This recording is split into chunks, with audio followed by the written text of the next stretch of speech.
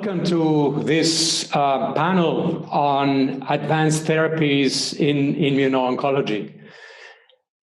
There has been a lot of talk about advanced therapies, and in particular, cell therapies that have been really a major technical breakthrough in treating some indications in cancer. And the participation of the immune system or immune cells in generating these very good outcomes for the patients has really increased the research development of many, many approaches to modulate and use the body's immune system for the benefit of the cancer patients. But that is, of course, a very complex system. We do not fully understand the immune system or ways to modulate it. And therefore, we have some pioneering approaches here today representing different ways of addressing the stimulation of the immune system to provide patients with really incredibly beneficial outcomes. And they, of course, are, as advanced therapies, breaking novelty and have special challenges because of their novelty. So we're very pleased to have here today some of the pioneering approaches represented, as well as a representative from venture capital that is fundamental in really enabling all these technologies to come from idea to clinical fruition and commercialization. So with this, I would like to invite the panelists to introduce themselves, and on behalf of Michael and myself as moderators in this panel, would invite initially Melissa to make an introduction. Please, Melissa. Great. Hello, everyone. My name is Melissa McCracken. I'm a principal at Nextech Invest. Nextech is based in Zurich, Switzerland. We're an oncology therapeutics-focused venture firm investing from Series A through IPOs. Nextech focuses on precision therapies, and my background is a scientist myself. So I did a PhD in engineered immunity and a postdoc in the bridge between innate and adaptive immunity, and also spent a few years building biotechs in the Boston area. So thank you for inviting me to the panel. Look forward to discussing it with you guys. Thank you, Melissa. Jürgen? Hi, Esteban. I like especially your impression of incredible efficacy. So let's all hope for that some of the panelists here end up with incredible efficacy in their respective clinical indications. So my name is Jurgen Garmer. I'm heading business development at Apogenix. Apogenix develops innovative IO therapeutics for the treatment of cancer, but also for viral diseases. We have built a promising pipeline of drug candidates that all target especially one protein family member, and that's the TNF superfamily, because this is really target-rich, and thereby the approach is to restore a proper immune response.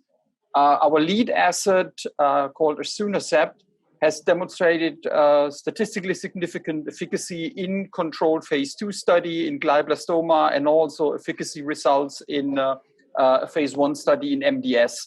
The pivotal phase 3 study is actually planned in glioblastoma, and as we speak, we start 2 COVID-19 phase 2 studies.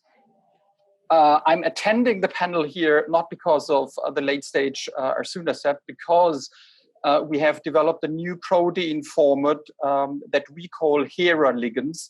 These are novel hexavalent TNF superfamily receptor agonists, and they mimic actually the trimeric ligand that is required to activate properly the TNF receptors. These molecules are superior to other agents used in clinical developments, like the typical antibodies. And our lead asset we have successfully licensed to AbbVie, and they are currently running phase 1 in solid tumor indications. For the 3 other candidates, the most advanced ones, CD40, CD27, and GITR ligand, we are actually currently looking for partners that support us in the further development. A few words to my personal background. I'm a PhD in molecular biology from the Heidelberg University, joined BASF Pharma, and from there various other small, mid-sized biotechs, always in BD positions. Throughout my career, I negotiated various transactions covering broad range of deal types, from asset licensing to R&D collaborations. And I'm excited to end the panel here and looking forward to the discussions that we have in the upcoming 60 minutes. Thank you very much, Jürgen. Can I ask Ted to say a few words about Prokarium and your background? Thanks, Esteban. Thanks to all the panelists. A pleasure to be here. Also, thanks to all the SACS people for organizing such a good conference. So Prokarium is a microbial immunotherapy and vaccines development company. We have been around since 2012, and 2 years ago raised a Series A, which allowed us to expand into microbial immunotherapy. So we started our life as a vaccines development company.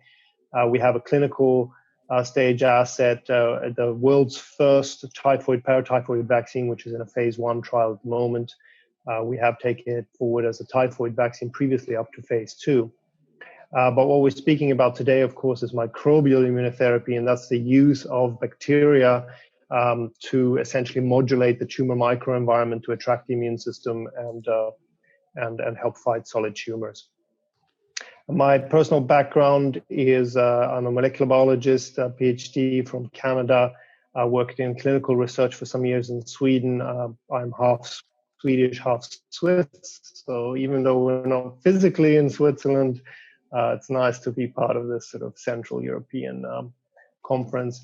I also wear a second hat. I'm a venture partner at Flery Invest. That is an evergreen investor based out of Stockholm, investing exclusively in drug development companies and some exceptions in tools for drug development, anywhere from seed, Series A, Series B, and looking for interesting companies, of course, in this space as well. Thanks, and look forward to the discussions. Thank you very much, Ted. Erik, would you like to say a few words? Thank you, Esteban. My name is Erik Manting. I'm CEO at DCPrime. DCPrime is a private company based in Leiden, the Netherlands. It's supported by the Van Herk Investment Office, which is one of the leading investors in the European biotech space. We are with a team of 20, and we are a leader in the field of so-called relapse vaccines. And what we aim for is to treat cancer when it has taken the hit of a first treatment, but where patients are still at a large risk of tumor recurrence or relapse. And we believe, first from the point of view of the medical need, but secondly also from a basic immunological perspective that provides for a new treatment paradigm. We approach that challenge with a product that's based on a combination of cancer cell and dendritic cell biology. We are currently in a phase 2 clinical study in AML based on a successful phase 1 study. And we are expanding that concept into additional indications, both in the hemato-oncological and solid tumor space. And finally, we think that our platform could act to support CAR T therapies and make them more optimal. So we're also developing the platform in that direction, about which we'll probably say more down the line of the panel discussions. From a personal perspective, I have a background in biology, medical biology, and then a PhD in biochemistry. Spent a few years in immunology and then switched to investment banking, where I worked for around 15 years before I stepped back to science and joined DCPrime. Thanks. Great, Erik. Thank you very much. Sébastien, would you like to say a few words? Yeah, thanks, Esteban. Thanks to organizer. I'm Sébastien Petitet. I'm the CTO of Brainus Pharma. I'm Master of Science in Physiology and Biochemistry. And well, I'm in charge of business development for Brainus Pharma. It's a French biotech developing an allogeneic cell-based therapy. We are starting from selected cell lines and we are boosting them for antigenicity and immunogenicity. We are at preclinical stage with amazing results already, and we are ending our seed phase. We do forecast our first in human by early 2022 in a phase 1/2 basket trial focused on metastatic colorectal cancer. Great, thank you very much, Sébastien. Sijme? Yeah, absolutely. So my name is Sijme Zeilemaker. I'm the Chief Operating Officer for Immunicum. And Immunicum is a Swedish biotech listed at the Nextech Stockholm. And we are focused on allogeneic dendritic cell-based immunotherapies for solid tumors. We have demonstrated this in a recently completed phase 2 controlled study where we applied our biology of using an allogeneic inflammatory dendritic cell that we inject into the tumor of a patient to create this inflammatory response and a tumor-specific immune response in that patient. And the phase 2 showed, for example, a higher quality of response with more complete responses, more durable responses. And of course, now we're following patients for this long-term survival that you would like to see. Our cells are also used in other solid tumor indications like liver cancer and sarcoma types. And we also have an ongoing phase 1 with checkpoint inhibitors in, for example, lung cancer and head and neck cancer. So we're trying to develop this as a combination to the standard of care, but also immunotherapies where we really see that synergy. My personal background, is I'm a biomedical scientist by training. Worked for a number of biotechs in the oncology space, and since 2017 joined Immunicum in Sweden. Great, thank you very much. I'll say a few words about myself and TargImmune Therapeutics, and then we'll pass on the baton to Mike. I am Esteban Pombo-Villar. I am the CEO of TargImmune Therapeutics, and we have an improved targeted therapy that also stimulates the immune system. At preclinical stages, we have a nanoparticle that delivers double-stranded RNA to cells that overexpress certain receptors, combining the benefits of targeted delivery with immunostimulation at the cancers. So today, the focus is really the novel technologies. And Mike has been looking at these technologies for many years from the perspective of his company. And would you like to say a few words, Mike? Sure. Thank you, Esteban. So I'm Mike Rice, a principal at Cello Health BioConsulting. We're a knowledge-based consultancy that's really grounded in the understanding of science, biological pathways, as well as technology platforms. I lead a practice area that's focused solely on advanced therapeutics, and I come at it from a platform technology perspective rather than a therapeutic area perspective. And about half of the work is in oncology, at least half. And the rest is across a bunch of different non-malignant disorders. I leverage about 20 years of experience as a scientist, entrepreneur, inventor of early gene editing technology, some gene transfer approaches, and ex vivo cell processing. And so it's been very rewarding to see the last 5 years this area really, take off and expand and see the real potential being reduced to practice and launched into commercialized products. So I'm based here in Philadelphia, and that's mostly where I've been working with some of the biotechs that we've launched, even though we advise companies globally. So just a couple notes on today's panel on the topic is that it's probably the most diverse panel that will be presented this year at the SACS conference, where we have biologics, we have microbial approaches, and we have gene and cell therapies that are represented here. So it is a very diverse space. And largely, it's focused on expanding the potential standard of care beyond what can be realized with conventional, small molecules and biologics, but also to expand the potential of immuno-oncology. We see, as many of you have pointed out, the demonstrated durable outcomes for patients that are the lucky ones that actually respond to immuno-oncology checkpoint inhibitors. However, the promise here is that we can expand it beyond that and provide that same durable benefit by dealing with things such as tumor microenvironments, inflaming tumors, and dealing with tumor microenvironment and other inhibitory factors. However, it is such a diverse space that has different challenges, particularly if you're talking about combining with conventional therapeutic approaches of, how do you establish proof of concept? How do you really show the true benefit of patients without having to follow them for 10 years to track relapses and all that sort of thing. So somewhat this sector has a higher burden of proof, and we see that, investors kind of are confused about the space. Melissa is a very specialized investor, but probably the general investor,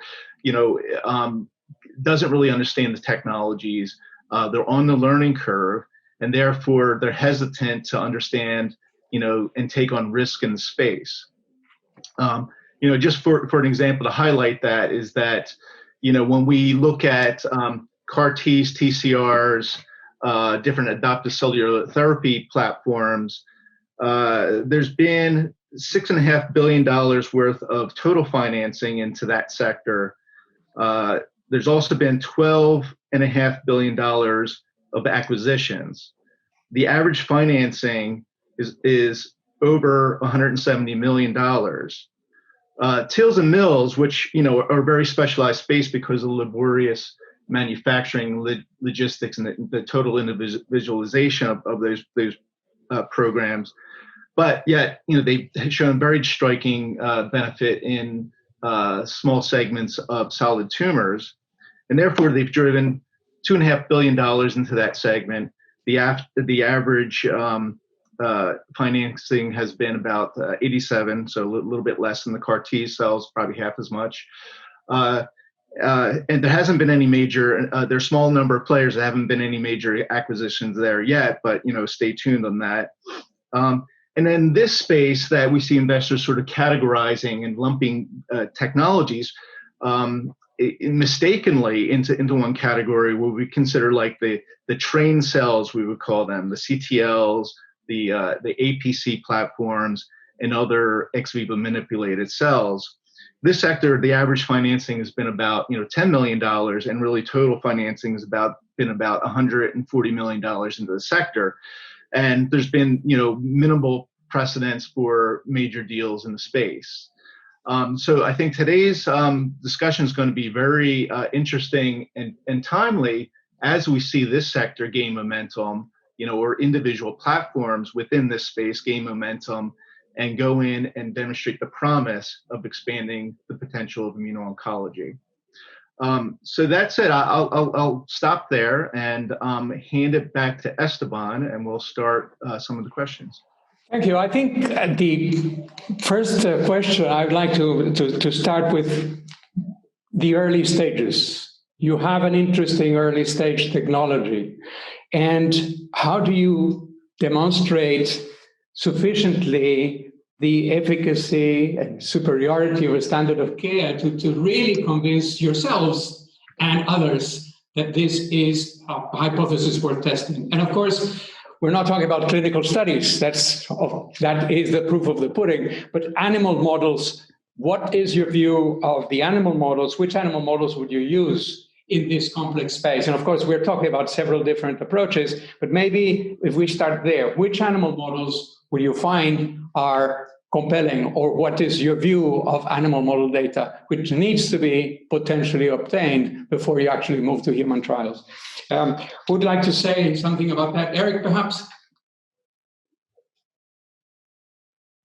Well, the only thing I can say, Esteban, is a quote from our founder, Ada Kruisbeek, who has a long history in immuno-oncology, which is anybody can cure cancer in a mouse. And it sounds cynical, but if you look at the mouse models, we are putting a lot of time and effort in it, also ourselves as a company. But the more you put into it, the more you realize they have their limitations. And I think it's fact of life. If you look at the lifespan of a mouse, and certainly a humanized mouse, a mouse with an engrafted human immune system, the way the tumors grow in these mice, it's really an artificial system. So I think it has its value in demonstrating very basic principles. But in the end, you need to make sure your product is safe to administer and go for it in the clinic, because I don't think the mice in the end will give the answers. So if mice are not the answer, what would be an alternative approach? Jürgen, would you have comments? First of all, I fully agree with Erik here. It's that mice has there's certain value in demonstrating a biological activity. But I think in first hand, you need to understand the biology behind your target that you are, or the goal that you'd like to achieve. And if you understand the biology of the principle, that's already good. And then you can use animal models to learn about PK parameters and all this kind of other supportive parameters you need to show. But as we all know, the problem that we are facing here is that I would call we in the biotech space, we're looking for showing activity, single agent activity in the various mice models that everybody's using. But as said, I agree with Erik. If you see a certain activity, and it's also our strategy, if you confirm the activity of your approach and of your agent in the respective mouse model, I think that's very good. But then there's no further need to optimize the outcome of these animal models because they are not telling us what at the end in the clinic will happen. But and I have the feeling that sometimes we are forced to do so, because if you'd like to partner or if you'd like to convince, let's say, some sort of investors, they are still looking for optimal single agent activity. And especially in the IO space, sometimes it's difficult to see these kind of tumor eradication results in mice. Nevertheless, it's still expected, and this is I think the space that we are working in, proving that there is a biological activity and moving as soon as you can in early stage clinical studies, because that's actually where the truth is happening. But you have to convince your partners, or you have to convince investors in what you're doing. And this is, I would say, sometimes tough to do.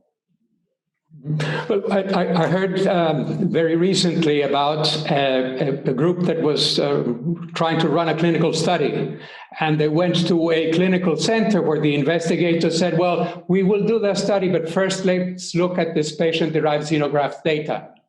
And they took 3 years to actually get the mouse data. In the meantime, of course, they had run the clinical study elsewhere. So I think it's very important that in the immuno-oncology space in particular, we don't understand very much. And animal models are definitely insufficient. But on the other hand, without animal models, we may have difficulty obtaining finance. We may have difficulty obtaining buy-in from some of the investigators. So how do you approach that? Well, I think the only thing I would like to add, Esteban, is that the animal model groups we work with, which are both university groups and commercial labs, they do put a lot of effort in making these models more realistic, but also including a lot of biology tools which allow you to monitor the behavior between the immune system and the tumor. So there is fundamental scientific value to these models and a lot of effort being put into the space to make them better. So it may sound like a bit of a paradox. Maybe the whole theme is a paradox. We can't get around them, and there's many ways to improve them. But in the end, it's only a fraction of what you want to, in the end, establish in the clinic. So it is not really a replacement for a clinical trial, but you test a very specific hypothesis, a biological hypothesis in an artificial system, fully aware of how artificial the system is. And yet the hypothesis needs to be tested, and you can use biomarkers that you can develop and then use the same biomarkers in a translational way in the clinic. So that is the hope. And I see that there's a lot of work, certainly from the non-immune area, that is moving into the immune area. Anybody else want to comment on this preclinical tip? Yeah, I could add that. I think a lot of young companies don't speak enough with the clinicians. Even though you're far from the clinic, you can speak to a clinician of what it is that a clinician requires to see to feel comfortable to take something into the clinic. And that has helped us to understand that actually a combination of spheroid work and xenografts can actually save you some time. You don't need to do 2 different animal models. You can do one model where maybe, if you're lucky, in one of our programs, we're able to compare directly to the current standard of care. And even though some of our advantages might not be reflected in that model, it gives us some comfort, and as long as it gives enough comfort to the clinician, that's really all that the animal model is there to do. It's not to prove the final outcome for the patient. It's there to prove that you want. Thanks. And it goes without saying that the safety parameters and the PK parameters and all that require an in vivo setting, which has been clearly established. There's no replacing for the GLP toxicology and PK, and that is certainly fundamental. So thank you for that. We will come back later in the panel to Melissa, because she has definitely a vested interest in seeing data that allows her to make an investment decision. And animal models are perhaps one critical part. But I penciled that question for later. But really, the point that we can address now is really the demonstration of patient therapy. What is critical to demonstrate that you will be able to get patient benefit? When and how do you address that? How do you position the drug? Sébastien, for example, in your point, you mentioned the effects of monotherapy. How does that go in your positioning? Yeah, so first of all, of course, as Mike raised before, there is a strong interest in IO. So we are looking also, we have a strong rationale to be combined with the checkpoint inhibitors. So we're looking at that. But considering the pathology also, like metastatic colorectal cancer, it's the third most cancer in the world. And if you consider this pathology, only 5% of patients are eligible for IO. So we are also working on the 95%, which are not. And here, the unmet medical needs are really high. And it was highlighted by some key opinion leaders during ESMO Congress, for example. So, the second step is if your mode of action is really not only focused on tumor microenvironment, but if you are able to induce and to touch the immune system of the patient, there is for sure a strong rationale to find a place in monotherapy with a standalone efficacy and likely to be in first line of treatment, earlier in treatment. Very good. In cases where you can only see effects in combination, how would you approach that? Well, right now, we were talking about this topic before. In the preclinical model, we are starting strategy synergy studies in mice. So we are using chemotherapies and also PD-1. So we will check after failure, but also in monotherapy in combo both. Sijme is nodding his head. What would you like to say something about this topic? No, I fully agree with Sébastien. I think you would like to look at the mechanism first, and then determine what the mechanism needs to in the end make a difference for the patient and their specific tumor. Some tumors, the liquid tumors are a very good example of a more approachable target where, for example, a CAR-T can truly make a difference as a monotherapy. Although even for CAR-T, we can discuss, if the preconditioning regimens have some kind of combination allure to it. I think in our case, when we are focused on the tumor microenvironment, it's obvious that you're trying to locally change and have an effect with your immunotherapy, and then follow the systemic response of that, and then further tweak that with, for example, systemic agents like checkpoint inhibitors. So I think when it comes to your development plan, you, of course, want to first establish monotherapy efficacy through maybe translational data, and then perhaps in combination with preclinical data, determine what the best combinations could be. I think in the end, for the patient, you would like to treat them with an optimal cocktail instead of just one by one trying to influence one part of the tumor immune cycle. So in our view, we would like to always push for combinations to give that best chance to the patient. Certainly, cancer treatment is a combination treatment and will continue to be. And combinations will be used with surgery and radiation and chemotherapy and, of course, immunotherapy. The hope was, of course, that immunotherapy will have very long-lasting effects. And that is a hope that remains to be demonstrated. Michael, would you like to take the next? Oh, Jürgen, yes, you had a comment, please. I think looking at combinations, of course, it's good that you gather and check for all of preclinical data that you can achieve, in vitro data and in vivo data in animal models, or using ex vivo patient-derived cells. At the end, it's a combination of everything. Again, animal models have here a very big limitations, especially if you think of if you combine classical chemotherapy that is killing the tumor with a PD-1 or with another IO agent, that might work in an animal model.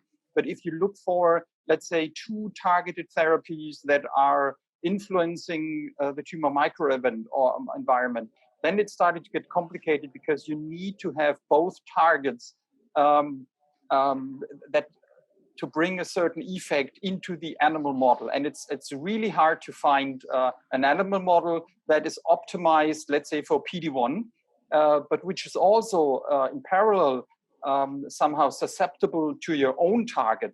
And to find the combination takes you years to get to an animal model where it works. And then you have an animal model established, but does it really tell you something? I think in this case, a combination of in vitro studies and also ex vivo studies might be sufficient if the biology is compelling. I personally would go then with this rationale as quickly as possible into small clinical studies to test the value really of these combinations in patients. Thanks, Jürgen. I mean, maybe just one comment on that. I think from an investor perspective, when you think of financing a small company, though, having to get into combinations becomes just quite expensive, and kind of the overall value proposition of a single therapy having monotherapy efficacy is kind of really what we're looking for. I think there's a logical extension into kind of choose your favorite checkpoint inhibitor or favorite chemotherapy or targeted therapy, because biologically it makes a lot of sense. But I think we want to see standalone data, for 2 reasons. One, I think, we want to see that the drug itself has efficacy on its own. 2, I think it helps from a commercialization and pricing perspective. And then I guess the third point of that is when you think about, patients who fail checkpoint therapies, the feedback that I've gotten from clinicians is that they're very hesitant to put somebody back on checkpoint when they've just failed it, unless they really see justification that it will make a difference with the additional new therapy being added. And those patients are unfortunately in a really tough spot to begin with. But I think, us as scientists and investors and entrepreneurs need to think about how that actually impacts and, kind of what the trial design is going to look like. Yeah, we've also, we do a lot of work helping prioritize indications and patient populations, and has been particularly challenging for mechanisms that don't drive a strong tumor response as a monotherapy. Even though they have strong rationale for combinations with other therapeutics, or a strong rationale why they are less effective in advanced cancer patients, or why they are less effective in the bulky tumor environment or diseases with rapid kinetics, and therefore I know some of you have programs that are more in the maintenance consolidation setting, addressing MRD or bad acting clones and resistance mechanisms. So I think the challenge there is somewhat, a little bit on a regulatory side. Is there a bona fide surrogate for outcomes that could be used to provide evidence for registration? And 2, how do you de-risk? If not, how do you de-risk a later study that you may have to do in that may have a harder endpoint? Anybody want to speak to that? Erik? Sure. I was triggered actually by a few remarks. First, by Esteban, who created the idea, I think, or at least you set out the idea of the immune system being able to prolong actually immune control or immune surveillance over tumor, and I think that's still the big promise. At the same time, the whole field has focused on late-stage patients, right? Which means there's a bulky tumor, there's a disturbed immune system, both from, let's say, the tolerogenic state of the immune system, suppressor cells, tumor microenvironment, what have you. I think the reason to do it was that historically trials always started with late-stage patients, and because the checkpoint inhibitors were, of course, so aggressively pushed into the clinic by the pharmaceutical companies trying to win the race, that a lot of money was thrown after it. But the conclusion in the end is that nothing really adds to checkpoint inhibitors. So I think we need to redefine that paradigm.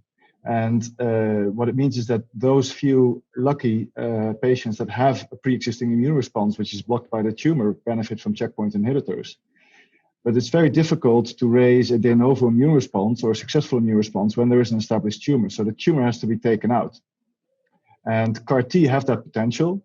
And I think they will provide for a basis for, let's say, combination therapies that are really new and based on, for example, making the CAR-T safer and more sustainable and durable in their response. But that's just commenting on main observations raised by you and by Mike. Anybody else want to add on to that? Okay.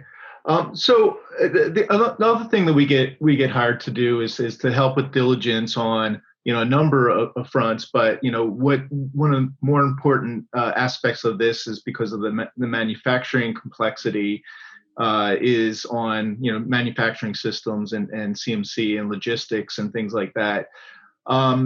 So this is a very diverse approach from conventional biologics that are probably no different than a antibody to individualized cell therapy. So maybe you could start and just give a little perspective on manufacturing and addressing CMC and regulatory hurdles. And we'll start with the microbial side of things.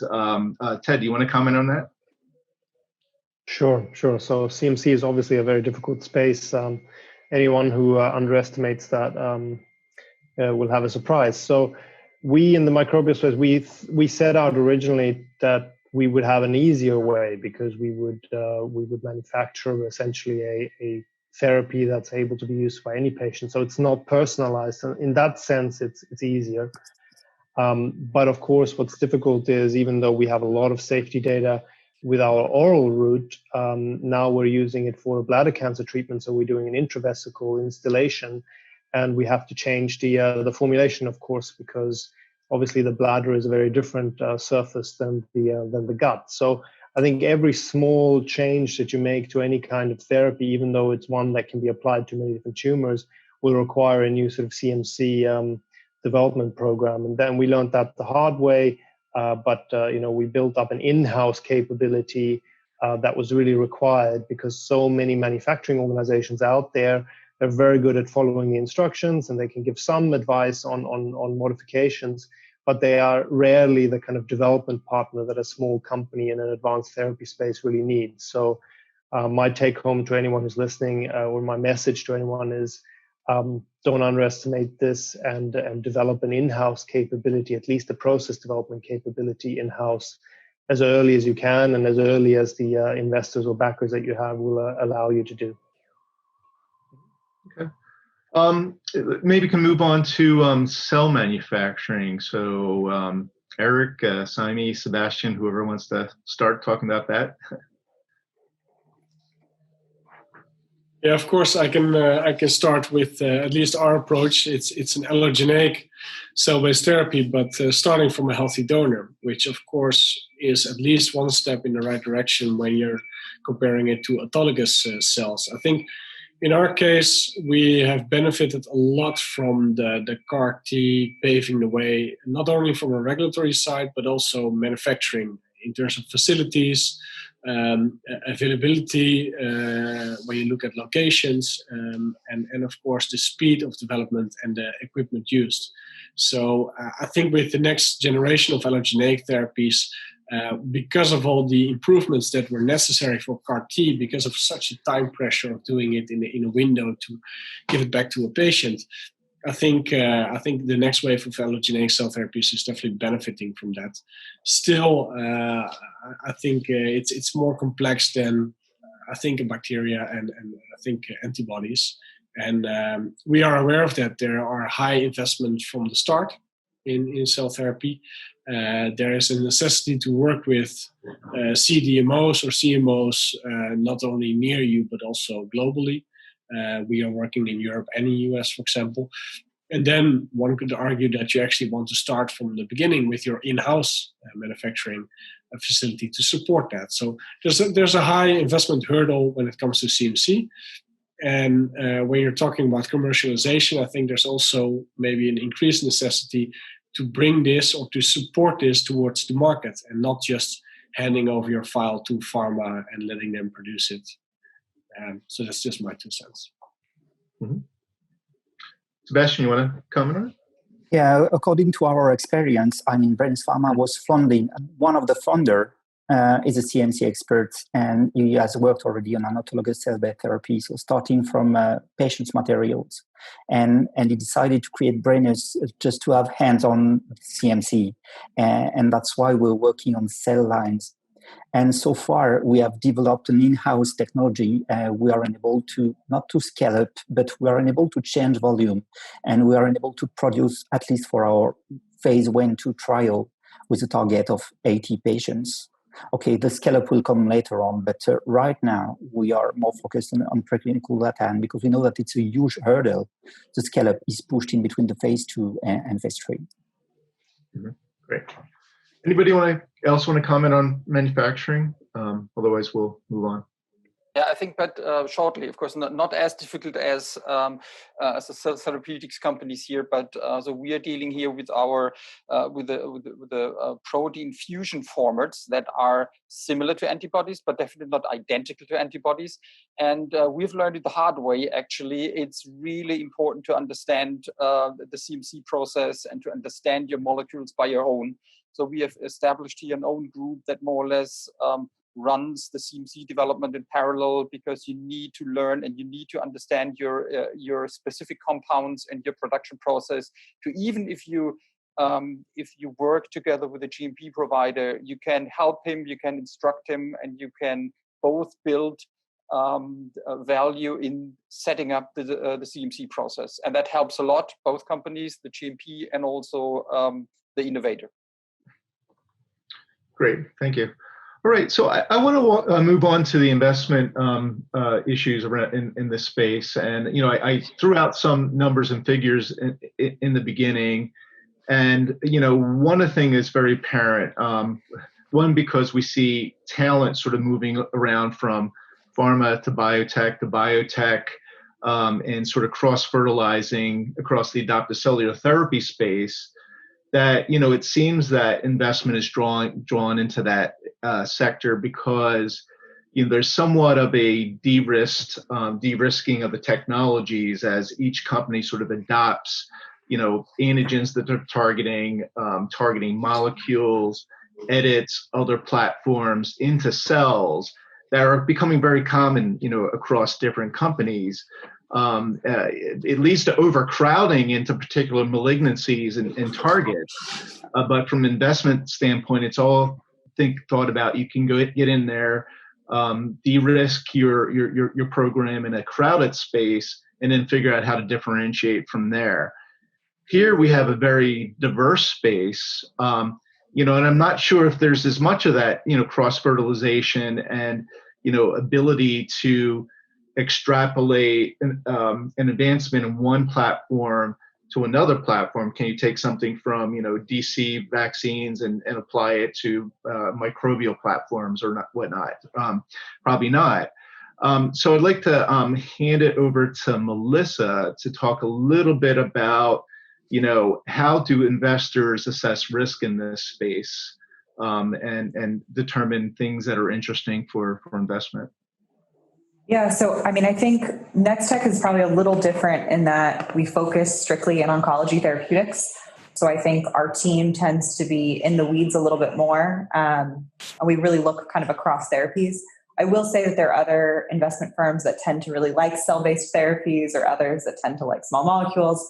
So obviously each person has kind of a little bit of specialty.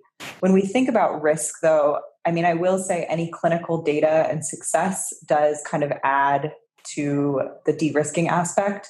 I think obviously Kite de-risked cars or Juno de-risked cars quite a bit. The question now is obviously whether or not you can do the allo, which I think, the data that came out of Allogene looks nice. I think that was a big de-risking event. I think recently a lot of the work and data coming out from Iovance on TILs has also been fairly de-risking. There's still quite a bit of unknowns on some of the, let's call them fringe areas. So whether these are some of the gamma delta T cells, some of the, macrophage-like CARs, whether these are the iPSC-derived DCs, TIL, or T cells, whatever. I think there's still some unknowns, but there's quite a bit of biological reasoning to do these, right? So I think, people are looking at how can we create an efficient manufacturing process? How can we think about, repeat dosing in patients? How can we get, COGS costs down? And how do we kind of move forward the technology? For me right now, I think really what we'd like to see is the plan to go into solid tumors. So to your point, Mike, I think it's a little crowded in some of the liquid tumors, just because those have been really, really tractable targets, right? And I think you can live without B cells, and that's one of the beauties of it. And so how do you begin to really tackle solid tumors? Because I don't know if we can take the same strategy. So, we're looking for clever ways that people are trying to do this. Mm-hmm. Great. And so what across the companies that are presenting today, what are the things that you want to see in next steps from them, to, gain interest in investments? Yeah. So I think this idea of kind of systemic delivery versus intratumoral. So I think there's a little bit of debate on which one could potentially be best. I've seen people push for intratumoral because you can get direct drainage to local lymph nodes, and that can really trigger an immune response. And I think I've seen people make a really good justification on how that can be the triggering event versus doing it systemically. I've also seen other people say systemic is really nice because you could get lesions potentially that you wouldn't have been able to get to through intratumoral injection. So I think it's always good to see data that really justifies both, or to see a method where you could go either way. I think an understanding of how you can dose multiple times is really important. So for some of these off-the-shelf therapies, maybe you'll get really lucky for kind of a one and done therapy. But I think even in CARs, we're seeing that sometimes they're not a one and done, right? So how can we, you're limited right now in kind of the auto CARs or the TILs to really a one-time therapy. How can we think about, the immune system works through kind of multiple steps. How can we think about boosting those steps and really kind of driving that long-term immunity? So again, seeing kind of interesting strategies on those. The other thing is I think seeing indications where they're kind of a graveyard, there hasn't been anything there, because there are certain disease areas that are just so crowded that I'd love to see how you can even recruit patients on those trials. So, how do you go into places where there's just an incredible unmet need and where you'll be able to fill your trial and really get kind of fast readouts? So those are kind of areas where we'd like to see data and how we're thinking about it. And obviously there's lots more. And so this was my view, but hopefully that's helpful. Great. And I'd like to open it up to the panel. Maybe you could react to a little bit of what Melissa said. And also I know some of you have pharma partnerships. So maybe you could also share what gained, their interest in your programs. Mike, I could just really quickly add, Mike, that wearing my other hat for Flery Invest, the investor in Sweden, obviously we've talked a lot there about the fact that all these combination trials are costing more and more. The price per patient is so high that from an investment point of view, even though it is hard, we are looking for something that is not necessarily personalized, that can bring down that price. Or even if it is personalized, are there technologies out there that can bring down that price? Because we're worried about this reimbursement in the future. Great. Erik? Thanks. Well, first of all, I concur with everything what Mr. said, and it is always the challenge to find your way forward, both in terms of your technology, products, and clinical path forward.